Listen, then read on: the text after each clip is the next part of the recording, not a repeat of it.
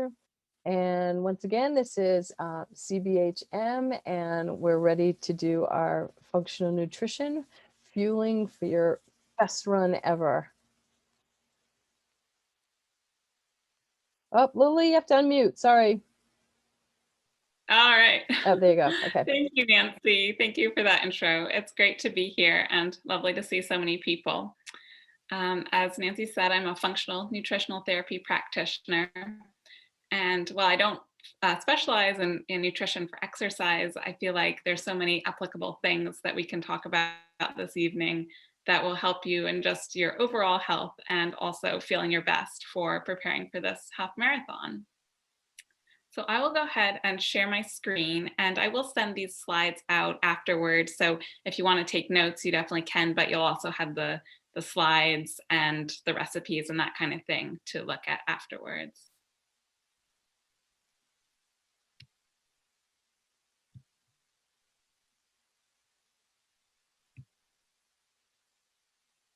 All right. So when I'm thinking about a healthy diet in general, and especially when we're wanting to perform our best, a key principle that I like to take into consideration is nutrient density. And this is basically thinking about how concentrated are the foods that we're eating with nutrients that are going to fuel our bodies and provide more than just calories, because of course we're getting the energy, the calories from food, but there's so much more that food can provide us. And these are the micronutrients and vitamins and minerals and phytonutrients. And these are what are often harder to get in the diet, especially if we're relying on more processed foods. And yet these are so critical for overall health and especially for fueling performance. And this is you can kind of think of this as getting the most bang for your caloric buck. So it's easy to get plenty of calories in the modern diet, but often the calories are kind of empty calories. And so the more we can focus on foods that provide those calories and that energy, but also come along with lots and lots of micronutrients, the more we can benefit from the health benefits of those vitamins and minerals. And there's so many factors that go into nutrient density. Unfortunately, a lot of the food that we see on the grocery store shelves is not super nutrient dense. And that has a lot to do with even the way it's grown and then processed and packaged. And by the time it ends up on our dinner plates, often food is not so nutrient dense. So things like thinking about where we're getting our food from, and even like the farms that we're sourcing vegetables or meat from, can play a really big role in upping the nutrient density. And actually we can be getting more of those vitamins and minerals in our food. And then finally, when we're thinking about nutrient density, choosing whole real foods is going to actually be the best way to get those nutrients in. And certainly there's absolutely a place for supplements and for concentrated individual sources of nutrients, because sometimes it is just hard to get enough in the diet. But ideally, the more of these nutrients we can get from whole real foods, the more our bodies are actually designed and adapted to absorbing those nutrients. And those nutrients will be coming along with cofactors. So for example, something like iron is better absorbed with vitamin C, and we'll often see those nutrients showing up in the same foods. And this is just kind of the magic of the way whole real foods are, that they combine all the nutrients in that we need with the cofactors, and in a way that our bodies are most and best adapted to absorb them. So you're probably all familiar with the macronutrients, and these are protein, fats, and carbs. And these play so many different roles in the body. That could be a whole talk in and of itself. But just to highlight a few for exercise, we're thinking about the carbohydrates, and these are both your simple sugars and things like breads and pastas and grains, but also really all of your colorful vegetables. Even the ones that are high in fiber do fall into the category of carbohydrates. Some are just will be broken down into glucose more, and some are more rich in fiber, which actually feeds the gut microbiome. But these all fall into the category of carbohydrates. And provide fuel, especially for our high intensity exercise, like running a marathon. And then proteins are incredibly important for all sorts of functions in the body. They really play a big role in structure. And so that's our muscles, building muscle, but it's also our bones. Our bones are made of minerals, of course, like calcium, but they're also made of collagen, which is a form of protein, which I'll chat about more later. And then finally, fats. Fats have kind of been demonized in the diet, but they're incredibly important for all sorts of things. Our brain is 60% fat. All of our cells have a phospholipid membrane that is made of fats. And they provide the fat soluble vitamins, things like vitamin A and vitamin D, vitamin K, vitamin E, which we really need. And the eating fats allows us to absorb those vitamins. And also our bodies can use it for use fats for fuel for more low intensity activities. Now, in addition to macronutrients, which are kind of like the building blocks for our body and the fuel, then there are the micronutrients, which don't provide any calories, and they come in very small quantities in food, but they're incredibly important. And I'll talk just about a few of them. There are lots and lots, but I'm going to emphasize a few this evening that are particularly important when we're thinking about supporting our bodies for exercise. And starting off with some key minerals. These are some of the macro minerals that we get in larger quantities in the diet. And of course, good old salt, right? Sodium chloride. It's really important when we're exercising and sweating. We're going to be losing that through the sweat.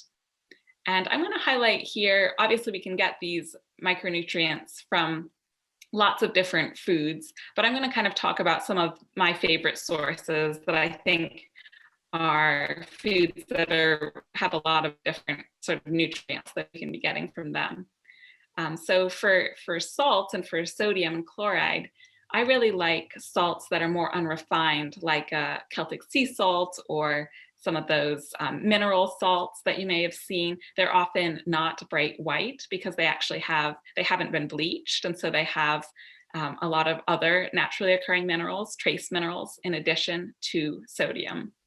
And these are great to add even a pinch to your water and to add to foods to obviously for the taste, to enhance the taste, but also to provide those minerals that you'll be losing as you sweat during exercise. There are also foods that are rich in salt. Things like seafood and seaweed are great sources of lots of minerals, things like iodine and also sodium. And then some vegetables and fruits and things like celery and beets and some fruits like cantaloupe are rich sources of minerals like sodium. And these are really important because they're going to help the body to actually be able to use the water that we're drinking. So if you think of when we ingest water and it goes into the digestive system, it actually needs to get through the cell lining of the digestive system into the bloodstream in order for us to benefit and actually be hydrated, for our cells to actually be hydrated. And sodium and also glucose plays a role in that. And then sodium is used for actually absorbing things like proteins, amino acids, and nutrients like vitamin C. Another really important role that stomach acid plays is in good digestion. Is that salt plays in is good digestion, is producing stomach acid. So hydrochloric acid, the acid that helps to break down our food in the stomach, is actually made with sodium chloride. So getting salt in the diet also is important for having those cofactors to then be able to digest our food well. Another key macro mineral when we're thinking about exercise especially, but really just general health, is potassium. And this is really important to balance with sodium. A lot of us get a lot of sodium in processed foods, but not a lot of potassium. Potassium is really rich in a variety, really lots of fruits and vegetables, but some especially rich sources are coconut water, which is just a wonderful whole real food kind of hydrating beverage and really rich in potassium. And potatoes are another good source, sweet potatoes and white potatoes. And then some of your dark leafy greens like beet greens and Swiss chard, and some other fruits as well. And this is important for our body's ability to actually burn the glucose that we're consuming, to actually burn it for energy, and also for kind of metabolism and repair, sending signals between cells. And that's a nutrient that it's often beneficial to emphasize in the diet since it is a little bit harder to get. Next macronutrient or macro mineral rather is calcium. This one, again, we can find in lots of whole foods, things like high quality dairy products. When it comes to dairy, it's something that some people don't tolerate so well. And sometimes that can be difficulty digesting the lactose or the casein in dairy.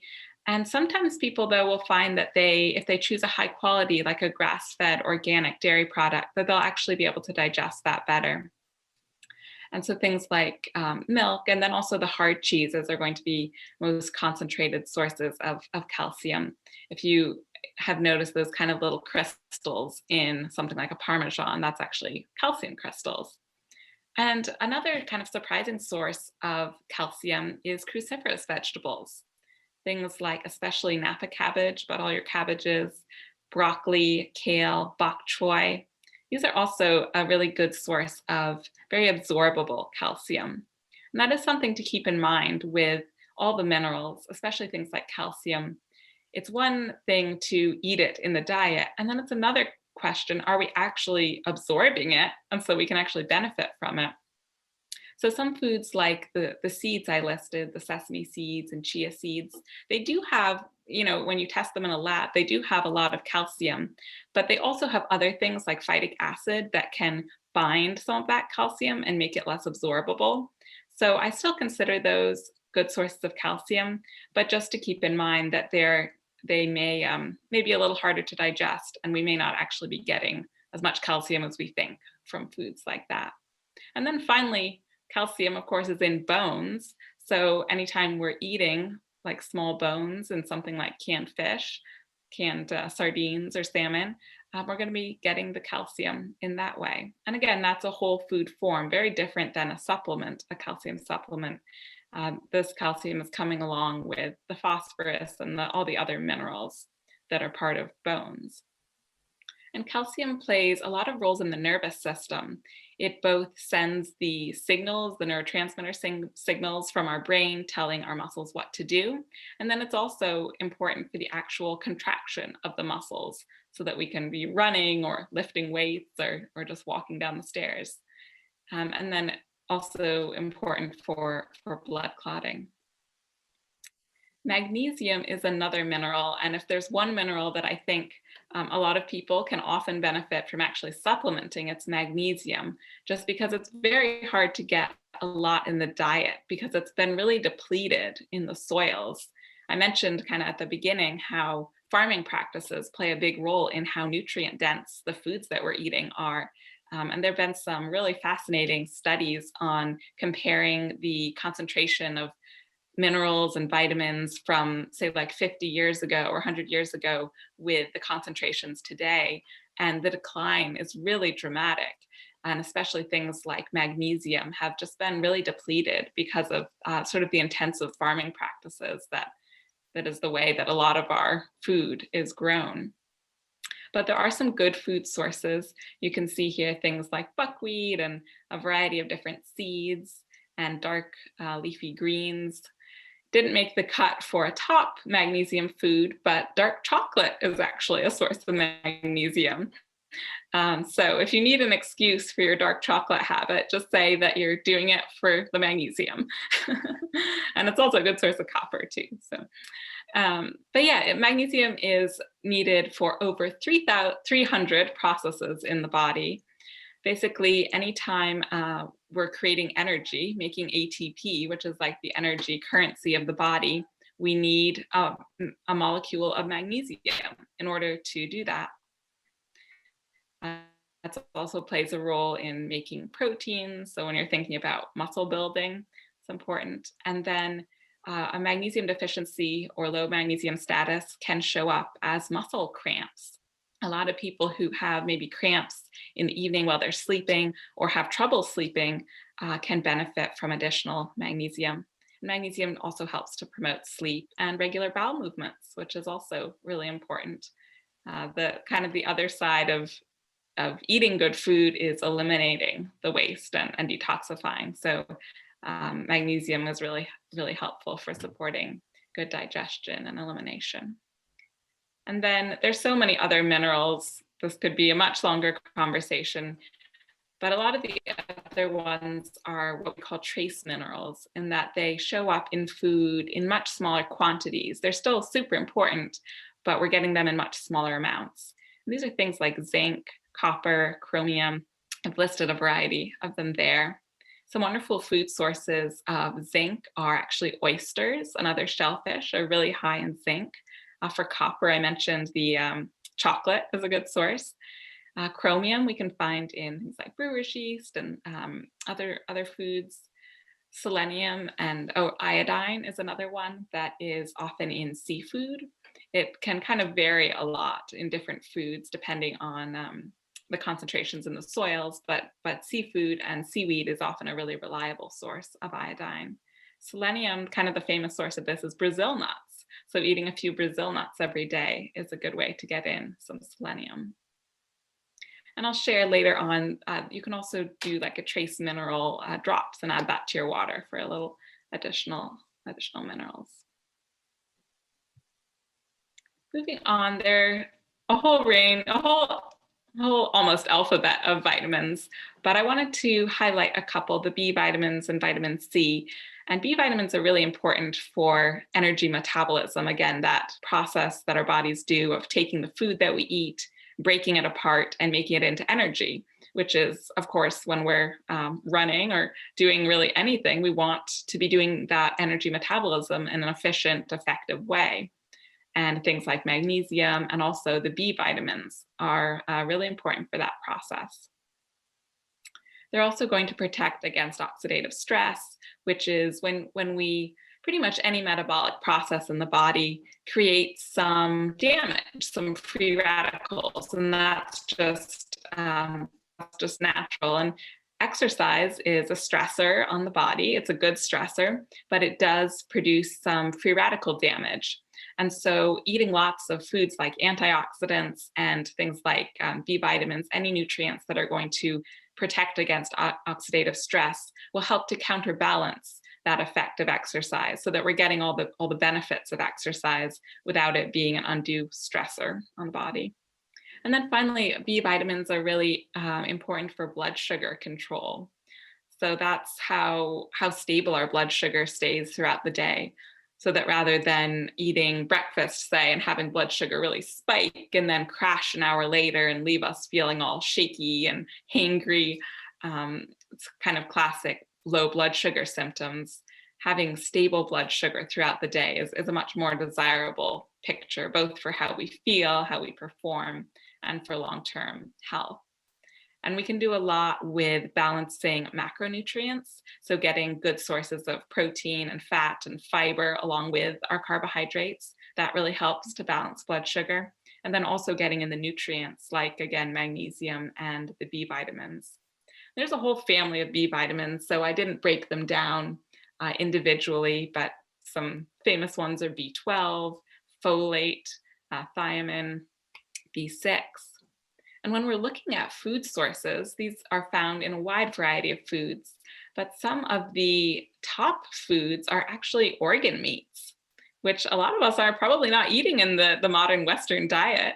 But if you look at the nutrient scores, liver is pretty much topping the charts for especially folate and B12 and some of the other B vitamins. And some other organ meats are also very rich sources. And I'll actually share, when I share recipes at the end, I've actually got a recipe for a liver pate. So that can be a really nice way to get a little bit of high quality liver into your diet. And even just having like an ounce of that is giving you an incredible dose of B12 and iron and that sort of thing in a whole food form. Other sources of the B vitamins are legumes, so things like beans and peas and lentils. And when these are sprouted, they're actually, or soaked, they actually increase the bioavailability of those B vitamins, especially the folate. Dark green leafy vegetables are another great source of folate. And we can also get a range of B vitamins in something like brewer's yeast or nutritional yeast. This is different than the kind of yeast that's the active yeast that you'd use in baking bread or making beer. This is more of a supplement, but it still is a whole food. So I kind of include it as a food. And it actually adds a really nice cheesy flavor. If you, especially if you're dairy free, it can be a nice way to add a kind of savory, cheesy flavor to things like popcorn or put on top of vegetables. And then in general, animal products like meat and fish and eggs contain B vitamins, and we can also get some of them in some nuts and some seeds.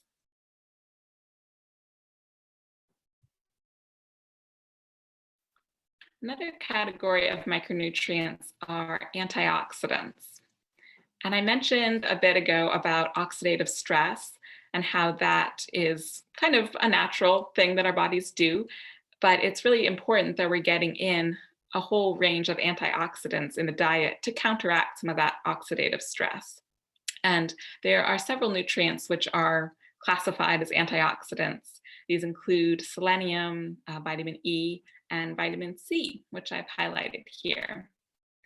Of course, the classic place to get vitamin C is oranges, and they are a good source, but there are actually a whole bunch of fruits and vegetables that are much higher in vitamin C.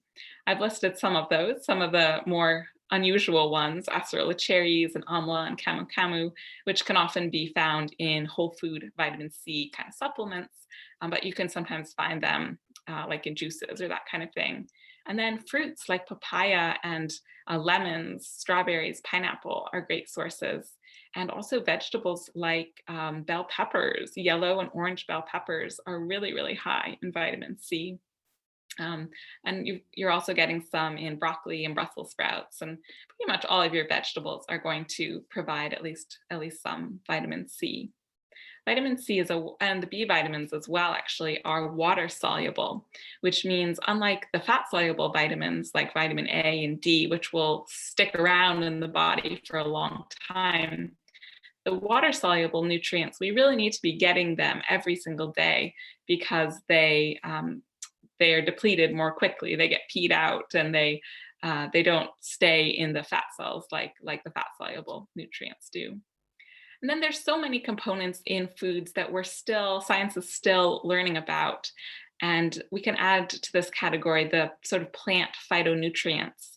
And these aren't technically vitamins or minerals, but they're things like you may have heard of resveratrol in red wine, or phenols or polyphenols, quercetin, that kind of thing. All these different components that we're finding have all these different health benefits. And so rather than focusing on trying to get individual ones in the diet, my approach is just encouraging people to eat a wide range of colorful fruits and vegetables. Because when we're looking at color, when it's an actual natural whole food, that's a really good sign that there are lots of phytonutrients in that. And so kind of exploring all the different rainbow of vegetables. And a great example is something like sweet potatoes, which are just the orange kind that you're probably familiar with, are a wonderful nutrient dense food. But then there are also purple sweet potatoes and white sweet potatoes, and all these different varieties will have kind of different range of nutrients in there. You can also do that with carrots and cabbage, and lots of foods come in different colors, and eating a variety of those will ensure that you're getting a wide range of nutrients. You can see some of the properties there of vitamin C. Again, it's an antioxidant, so it's going to protect against that oxidative damage. Vitamin C, of course, is famous for immunity.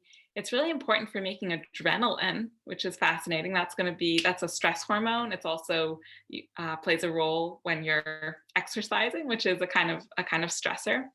And vitamin C plays a role in collagen synthesis. And collagen is a connective tissue that is found in the bones, in the joints. So again, for running, to have good joint health, we want vitamin C. And then thyroid hormone production as well. Vitamin C plays a role there.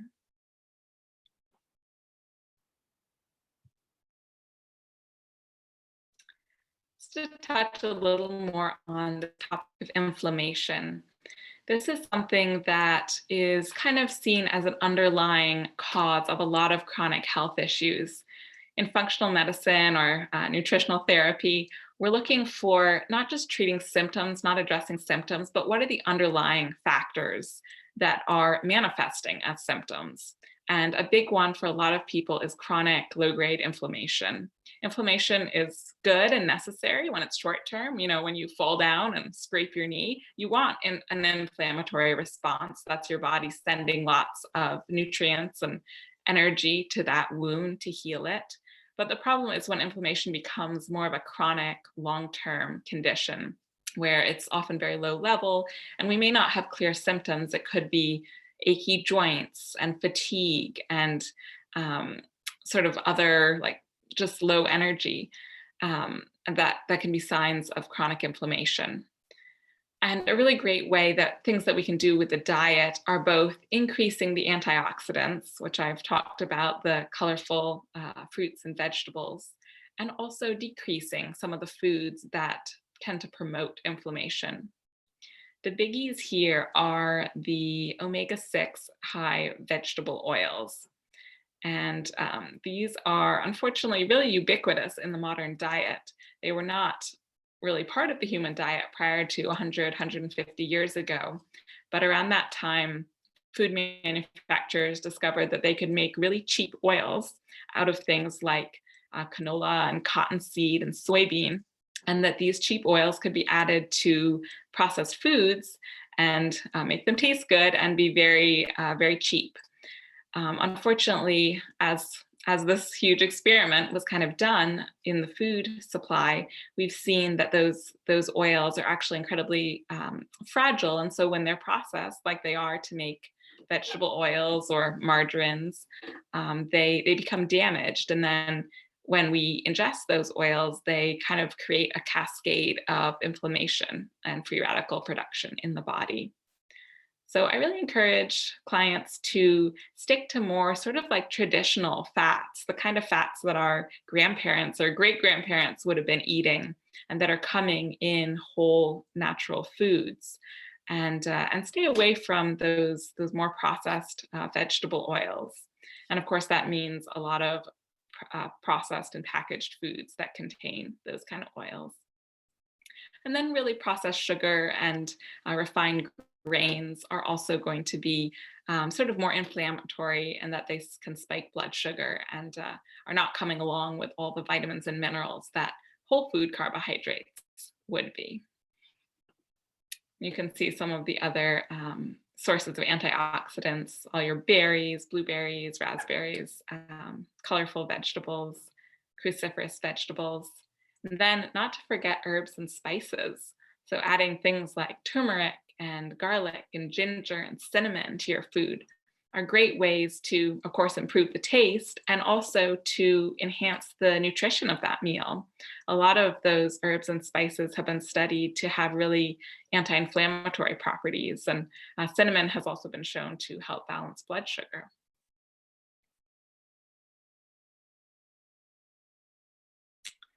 So I thought I'd chat a bit about some ideas for kind of meals and snacks to have around your workouts, and just some ways to get in these nutrients in more whole food forms. There are a lot of sports drinks and sports bars out there on the market, but I'm really a fan of if we can be eating whole real food and fuel our performance with it, then that's better for our overall health, long-term health, and we can also have the energy to work out. So often before a workout, it's helpful to have a meal that's rich in carbohydrates for that energy and some protein, but a bit lower in fat and in fiber. And that's because fat and fiber tend to slow down digestion, which can actually be a good thing when you're sort of going about your day-to-day life. It's good um, to sort of feel satisfied for a while after a meal. And so actually adding fat and fiber rich foods to a meal can help you feel satisfied for longer. But when you're working out shortly after eating, you don't want to feel heavy or still be digesting food. So having lighter things that are more rich in carbohydrate and a bit lower in fat and fiber can be helpful. So just some different ideas there. If you tolerate dairy, then a really high quality organic grass-fed milk. You can add some honey to that to up the carbs, and you're already getting some protein and fat in there. Something like fresh pressed juices, fruit juices, um, or vegetable juices. You can add something like a collagen powder, which is sort of like it's like gelatin, but it's been processed a bit more, so it will dissolve in a cold liquid. And that's going to be a really good source of very easily digested and absorbed amino acids, and especially those amino acids that are important for collagen synthesis in the body. And I can show at the end a collagen kind of powder that you can use. And then adding salts. You're going to be exercising, you're going to be sweating. You want those minerals, and so to whatever beverage you're having, just adding a pinch of like a good unrefined sea salt or mineral salt is a good idea. Some different protein sources. Some of those are going to be a bit higher in fat. So kind of figuring out what works well for your body. And then, of course, carbs. So thinking about slightly easier to digest things, often fruits or cooked fruits. People often find those easy to digest. White rice can be actually a good source of prebiotics if it's cooked and then cooled. It will actually help feed the gut microbiome. Potatoes, sweet potatoes are an awesome source of carbohydrate and nutrients. And then for more concentrated sweeteners, I'm a really big fan of sort of more mineral rich, unprocessed sweet foods, things like maple syrup and honey and coconut sugar. And those are going to provide a good concentrated source of glucose for your body, but they'll also provide minerals and other nutrients. And then, as far as sort of figuring out how many carbs or protein to eat before, I think it's very bio individual, and that sort of there's sort of that. But I think listening to your body and trying out different combinations and kind of seeing what you feel best after, what seems to work best for your body, I think is a really a kind of solid place to start. And then after the workout, you're wanting to refuel and especially get in a really good hefty dose of protein to help with muscle synthesis. So I've given a few different examples of what would equate to about 30 grams of protein.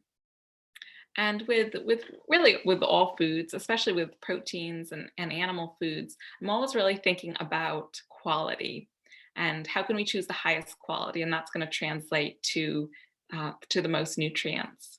So, for example, with something like chicken breast, which is a dense protein source, getting chicken that is organic and pasture raised, so those chickens are out in the grass and eating bugs and that kind of thing, that's going to make for a much more healthful food. Same with something like cottage cheese, getting something from cows that are outside eating grass, eating their natural diets. That's going to translate into a dairy product that is much higher in things like vitamin D and vitamin K2. And then I have included that liver pate down there as a great source of nutrients, the B12, folate, iron, zinc, and also a dense protein source. And that's really nice along with like veggie sticks and crackers, that sort of thing. Of course, tuna is also like a classic, easy protein that kind of a grab and go. And just when you're purchasing canned fish, look on the label and make sure that it's canned in water rather than in something like cottonseed oil or soybean oil, which are those pro-inflammatory oils that we're wanting to avoid. And then the collagen peptides can also be added to smoothies like a protein powder. You can add things like berries and honey and coconut milk to get a nice balance of of carbs and fats along with that. I also wanted to chat about hydration here, because when you're exercising and sweating, you're losing a lot of water, and it's really important to replenish that. Even just on an average day, I often recommend that people aim for about half their body's weight in ounces of water. So, say if you weigh 150 pounds, that would be 70, half of that is 75.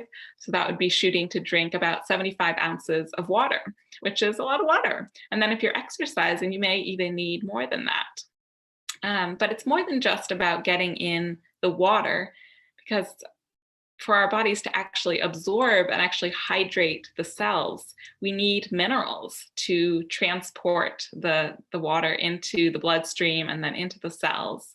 And this is where adding some minerals to your water comes in. And there, you're probably familiar with a lot of the electrolyte beverages on the market, but when we're focusing on trying to get those nutrients from more unprocessed food sources, that can look like adding, let me go here, adding a bit of salt, a pinch of salt, adding some lemon juice, which is a good source of potassium. So there you're getting your sodium and potassium. Bone broth is another awesome source of minerals. It's also a really good source of easily digested collagen and amino acids, proteins. So doing some of that with maybe some miso in it or some salt. I mentioned coconut water is a really great source of potassium. And you'll also be getting some carbs, some glucose in there. Then some fresh juices, celery juice, orange juice, anything like that. And then adding, see here, something like trace mineral drops to add a bit of additional minerals to water can be a nice option. Another way of making a sort of homemade sports drink is to add some maple syrup, which is a good source of glucose. Add that to your water. And you don't need a ton of it, sort of like a 3 to 4% dilution is the recommendation that I've seen. And then add some salt to that. And that's kind of like a homemade energy drink or sports drink. You're getting some glucose and some sodium from whole food sources. And this is kind of perfect, right, for a race in Vermont, that you have some maple syrup in your water. Here are just a few of snack ideas. These are just great, honestly, for any time, but they can also be used for grab and go snacks, things like trail mix. This is really nice to make yourself, because then you can control the quality of the ingredients. A lot of trail mixes they roast the nuts in like soybean oil and other vegetable oils. So if you make it yourself, you can choose either raw nuts or dry roasted nuts. You can throw in some dried fruit, coconut flakes, dark chocolate chips, all that kind of thing.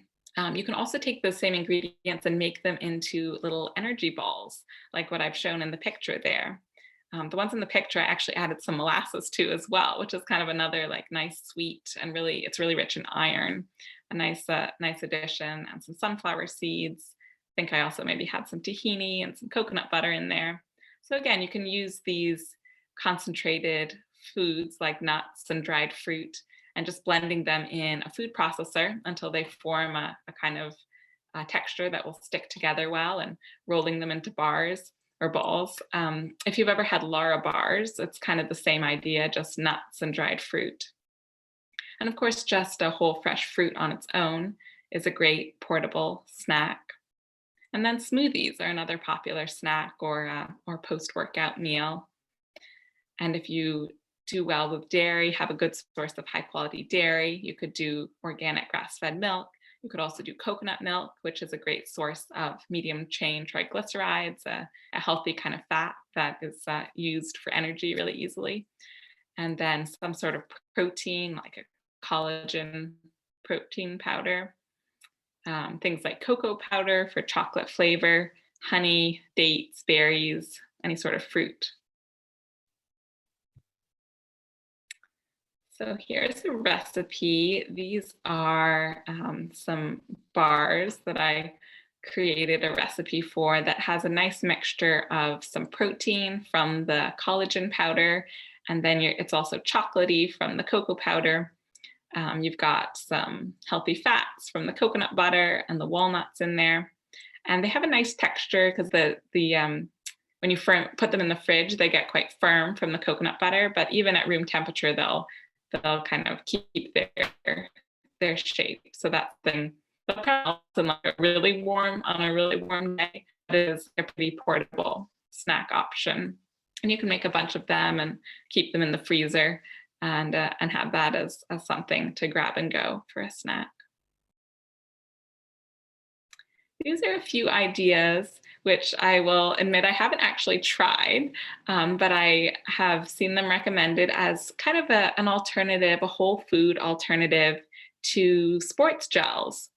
So one of them is made using chia seeds, which are actually a kind of seed that when you add them to a liquid, they get really gel-like in texture. And so blending those up with some fruit and some orange juice, some honey, some source of protein like those branched chain amino acids, and of course then some salt. And then putting that in a little baggie, like a plastic baggie, and you can freeze those. And then the idea is that you could have it during a race as kind of like a sports gel. There's some other ideas there as well, blending dates with almond butter or coconut, blending sweet potato with some honey and some amino acids. So just some ideas for using whole foods to make these quick on the go kind of snacks and meals. Let's see how we're doing for time. Okay. So here is, as promised, my recipe for liver pate. This can be made with beef liver or chicken liver. And when you're purchasing liver, just going for a really high quality source is really important. If you can find a local farm, it's often really affordable, and you can know from the farmer that the animals are out on pasture. And then you're cooking that and blending it with some butter and garlic and herbs. And that is a wonderful, really nutrient dense traditional food. And it's a sort of a more palatable way to experiment with liver if you're wanting to try that. It's as I said, a really great source of especially B vitamins, which are important for energy metabolism. And finally, this is my contact info and email address. And if any of you have questions that you think of later on, feel free to shoot me an email. I'm always happy to chat. Or if you're interested in possibly working together as a client, feel free to be in touch. And then this is my Instagram, where, as Nancy was saying, I post lots of fun different meal ideas and recipe ideas. So if you're on Instagram, feel free to follow me there. So I will stop my screen share here. And I have a few things, as you can see on the counter behind me, just some examples. I think it's always fun to see the actual foods and things that I've been talking about. So I'll just do a little show and tell with that, and then have a couple minutes for questions at the end.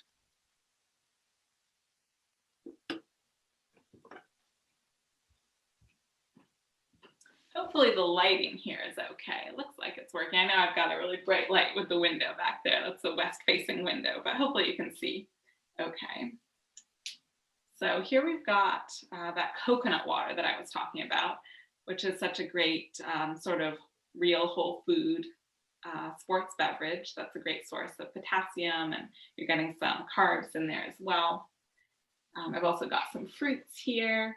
For salt, as I said, something that is going to have sodium and chloride, but also have other minerals in it and not be bleached, or a lot of salt has sort of conventional table salt has even anti-caking agents added. So if you can go for a more unrefined salt, that's going to be better. So this is like an unrefined mineral salt. This one is called Redmond Real Salt. This is a gray sea salt. This is Celtic sea salt. They're really nice. Nice one. These are great. I just use these for like everyday cooking and for salting food. And then if you're also adding salt to your water to increase the minerals, these are good options. These are those trace mineral drops, which I showed earlier. And this has some magnesium in it. It has quite a bit of magnesium, also a bit of potassium, sodium and chloride, and some other trace minerals as well. Another awesome source of minerals, especially iodine, is going to be, as I said, any sort of seafood or seaweed. And this Maine Coast Seasonings they make like different shakers. This one is sea salt, kelp, and dulse. So you're getting the sodium, but you're also getting lots of iodine and other minerals. And you can take this kind of like a supplement, or you can add it to food if you like the taste of seaweed. You can just sprinkle it on food. Here are those little chocolate, I don't know how you can see here with the light, but those chocolate date bars. You can see they have a really nice texture, and they've got some crunch in there with the walnuts. So those are going to be my snack for later on. They're great just like as a snack anytime, but they're also a good source of protein. Then I have some different ingredients here that you could use for making your own trail mix. I love shopping at the co-op and shopping in the bulk bins. The nuts tend to be quite fresh and organic, and you can make sure that you're getting raw or dry roasted nuts so they're not coated in vegetable oil. So I've got some almonds here, cashews, some walnuts, and then these are those chia seeds. I don't know how well you guys can see, but they're really, really small little black seeds. But when you add them to a liquid, they kind of swell up and become jelly-like. So you can make chia seed pudding, mixing them with coconut milk, having that as a breakfast. And you can also blend them and make something like those gels that I had the recipe for in the slides. And then finally, I have some flaked coconut here. This is a really nice addition to trail mix. You can get an unsweetened coconut and toast it a little bit in the oven, and it's a great source of fats and fiber. These are some large medjool dates. These have a wonderful kind of caramely texture. They're really nice in energy balls if you're making your own energy bars or balls, because they're kind of gooey, so they'll help it stick together. And they're a wonderful source of actually magnesium and some other minerals, and of course, carbs and fiber. And speaking of sort of whole food sweeteners, I've got a couple here. This is a Vermont raw local honey. So this is lovely to add to either beverages or smoothies, really, really anything. And it's going to be a good source of enzymes because it is raw, and glucose. And then this is coconut sugar. And if I were to open this bag, you'd see it kind of looks like brown sugar. It's got lots of minerals in it. It hasn't been refined. And it actually has a lower glycemic index, meaning it spikes blood sugar less than white sugar. And it has a kind of caramely flavor, like a kind of roasted flavor almost. It's very, very nice. And that can be used in baking, in your energy bites, in smoothies, anything like that. We've also got some collagen powder here. There are lots of different brands. You can often find this at a health food store or definitely online. This one is Zint, but Great Lakes also makes some vital proteins. I just like to look for one that says it's from 100% grass-fed cows. Since it is coming from cows, I like to make sure that it's a high quality source so that those cows are out on pasture and that it will translate to a more nutrient dense final product. And this is great because it's a very easily absorbed source of some amino acids that are often hard to get in the diet if we're eating just muscle meats. So these would be found in something like bone broth, and then also in collagen powder. And they're really important for our skin, our nails, our hair, bones, are all, and even actually digestion. The health of the digestive tract can be improved by including lots of collagen-rich foods in the diet. Finally, over here, I've got some brewer's yeast. So this is a non-GMO brewer's yeast that's grown on sugar beets. And it's a really good source of some of those B vitamins I was talking about. We've got the thiamine, riboflavin, folate. It won't have B12, but it has other things like zinc, other nutrients. And again, that's a nice like cheesy flavor that you can add on top of vegetables and that sort of thing. And just a nice sort of a supplement, but more of a whole food supplement. So I think if I have a theme for this, it's how can we find the nutrients that we need to fuel our bodies in whole real food so that we're providing kind of the whole package that our bodies will best be able to handle and absorb. And we also get to eat delicious food while we're fueling exercise. So I hope that's been helpful and maybe you got some ideas, some recipe ideas. As I said, I will send out those slides ahead of, after the presentation. So you'll have the recipes and the different information on minerals and that sort of thing. And if anyone has questions now, maybe Nancy, if you want to kind of. Sure. If you have a question, if you want to unmute yourself, that's great. Or if you would prefer to just put it in the chat, that's great. Anyone want to chime in? Or while you're thinking, okay, Liba, what you got, Liba? Yeah. Hi, Lili. This was awesome. Thank you so much for educating us. So I have actually a couple of questions. One is on the oil. So like, what about like virgin olive oil, for example? Is that something that is okay? Oh, Lily, whoa. Lily, I think it muted you. Yeah, okay, sorry about that. There it goes. Yes, that's a great question. I'm very glad you asked that. So when I'm saying vegetable oils, I'm talking about the ones that are on like a bottle of vegetable oil, whereas olive oil is, yes, a wonderful, healthy fat that's been part of, traditional diets for a really long time. And you could even kind of think about like, what is the process that you need to extract an oil? And that often tells you how processed and how damaged it will be. Avocado or something like olive oil, you just press the olives and you've got olive oil. And it's also much higher in monounsaturated fats, which tend to be more stable, more heat stable, whereas the polyunsaturated fats in things like the canola oil and soybean oil are very heat sensitive and more easily damaged. So yes, olive oil is an awesome fat. Okay, great. Thank you. And can I ask one more question, Nancy? Sure. Okay, so this one is actually about bath salts. So not like nutrition by mouth, but nutrition by skin. Yeah. And so what I was wondering, I've become a little addicted to this Vermont soap, bath salts.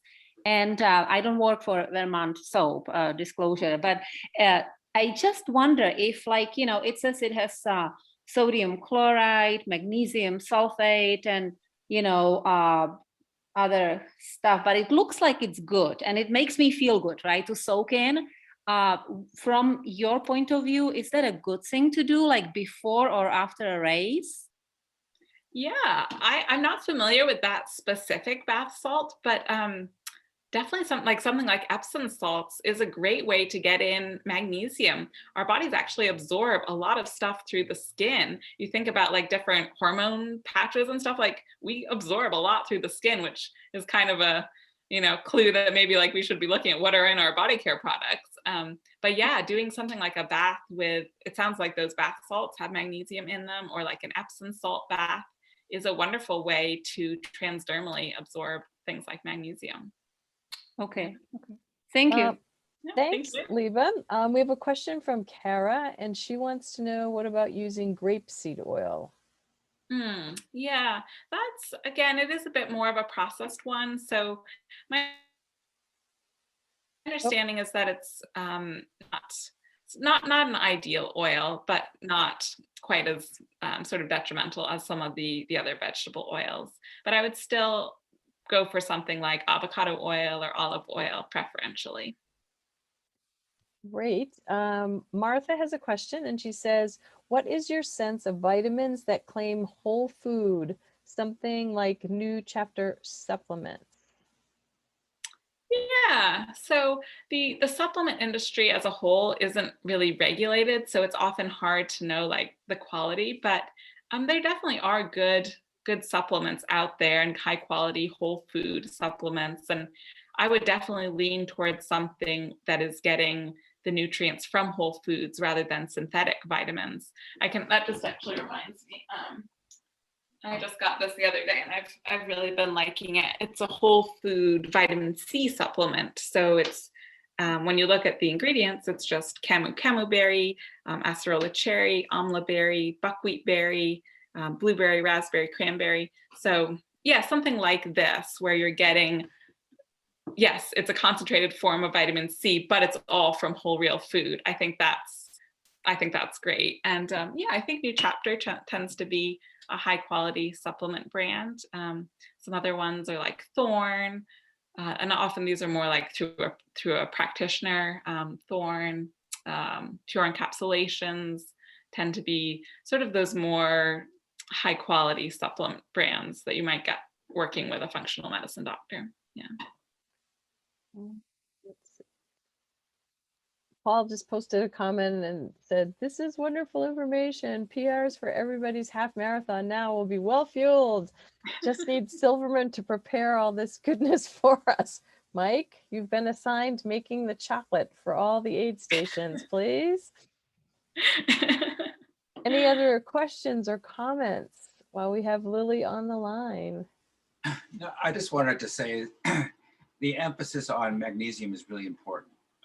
Everybody talks about salt and potassium, but I think you're bringing up the magnesium is so important. We've seen a lot of, we'll say, after effects with the lack of magnesium from some of the ultra runners.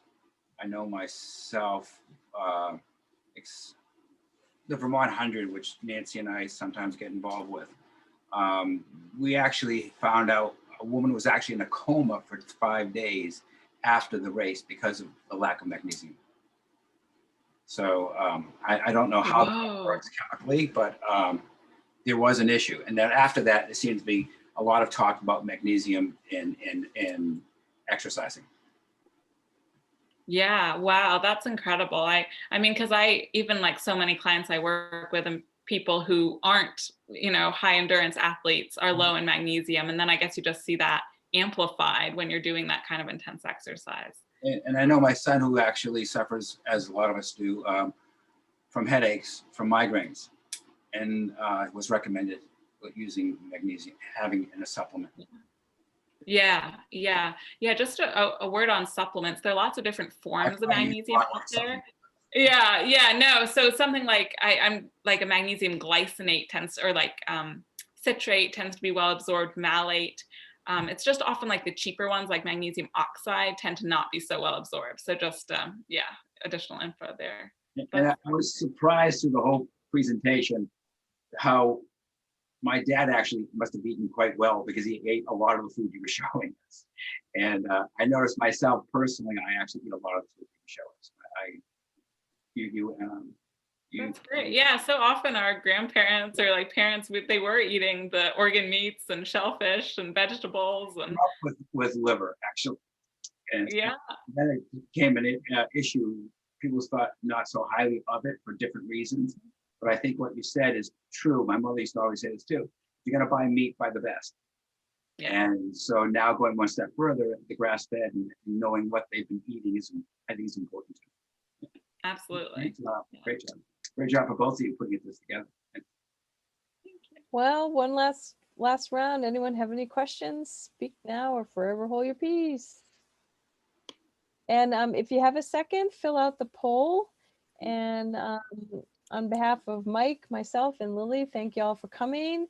I'm not sure what's next up. I know we've got yoga for runners planned starting on April 7th. It's an 8-week yoga specifically for runners. The woman who is in charge of it is a runner, and she's going to help us stay stretched and hopefully injury free while we're all training.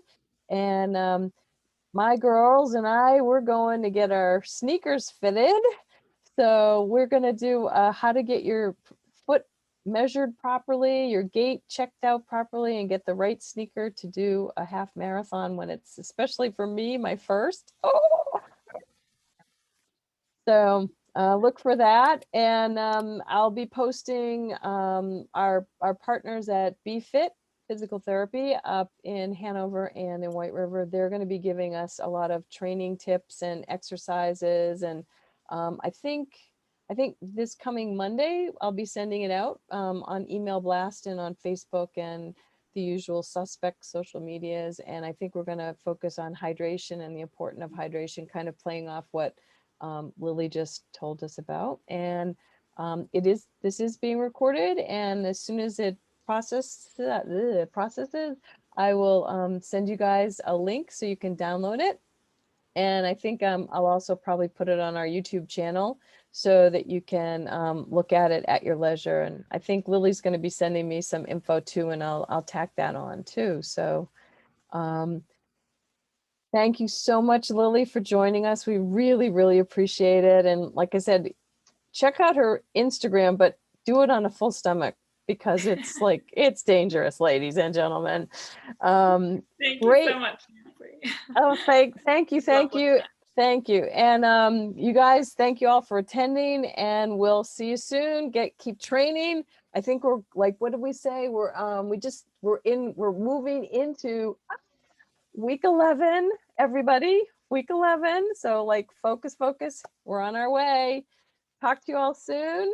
Thank you for coming. Peace out, people. Thanks, Lili. Thank you.